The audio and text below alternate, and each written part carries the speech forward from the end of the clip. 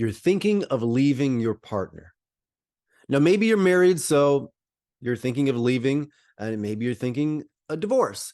But I'm sort of dividing this into two camps. First of all, if you're thinking that you might leave, and this is with respect to you're leaving because of the topic we always talk about, which is sex drive or your sex life, right? Your sex drives are so incompatible, your sex life isn't the way you want it. So you're thinking that if it doesn't improve, if this area isn't handled, you will leave sometime in the future. If that's the case, reach out to me, reach out to someone, get this actually handled, because clearly it's not too late. You're just thinking about someday if this isn't handled, you will.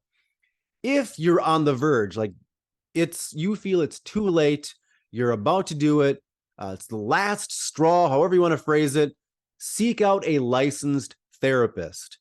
Seek out somebody who actually a marriage and family therapist, somebody who actually works with this, and see if you can salvage your relationship. And not just salvage it, but maybe this is the catalyst for making it even better. So, work this out, get it handled. If both partners are on board, many times this can be handled. Again, have that talk, have this talk about sexual incompatibility, incompatible sex drives.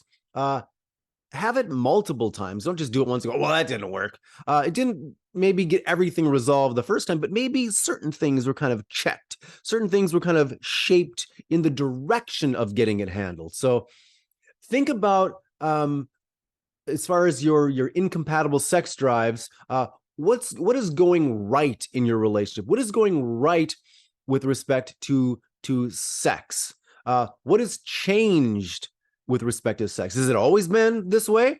Has it only been great in the honeymoon period, and now since that's passed, presumably it's no longer good?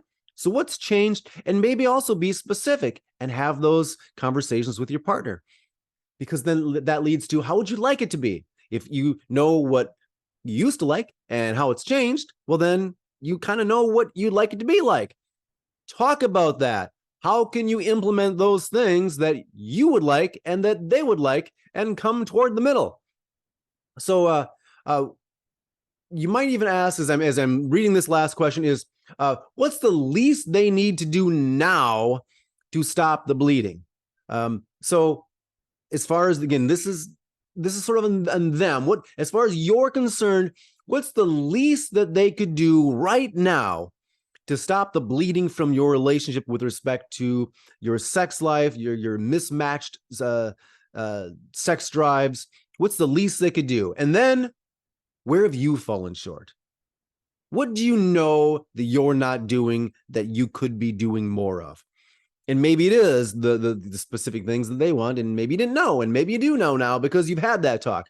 But how can you give more to the relationship, specifically to the sexual part of the relationship? So think about all those things.